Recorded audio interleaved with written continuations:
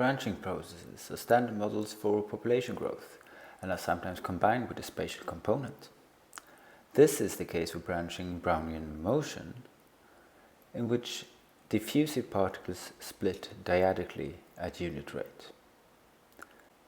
The branching Brownian motion is famously connected to the traveling wave solution of the FKPP equation. In this paper, we consider a two-type version of the branching Brownian motion, in which particles of each type perform branching Brownian motion, whereas particles of opposing type annihilate upon contact. The annihilating feature has been adopted by physicists to model the inert chemical reactions.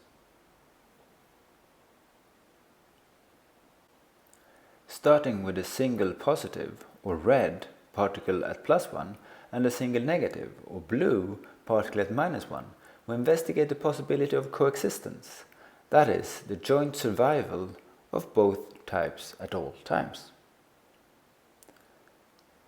Our main theorem is that in the annihilating branching Brownian motion, coexistence does occur with positive probability, and on the event of coexistence, the interface separating the two types moves with a limiting speed.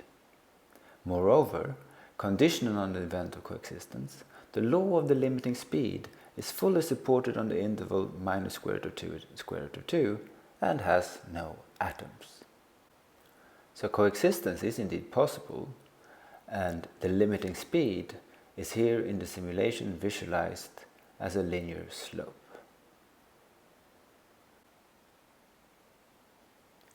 Polyer's classical urn model is a standard example of a random process with reinforcement. Branching processes are another example, and the reinforcement effect is here seen in the interface having a random slope.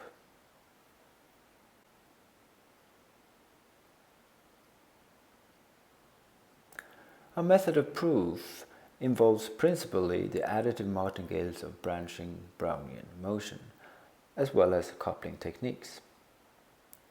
A key observation that we make is that the additive martingale can be used to measure the activity of particles of the branching Brownian motion traveling with a specific speed. We then move to consider a conservative version of the annihilating branching Brownian motion, in which particles merge instead of annihilate.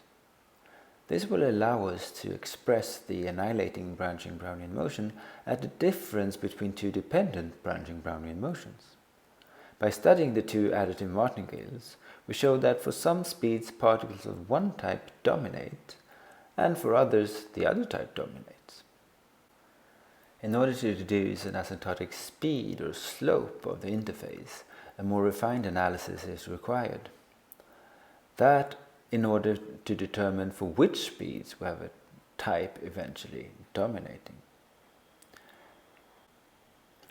A key step will be to show that the limit of additive martingales corresponding to the two types are almost surely unequal, requiring a more elaborate coupling construction.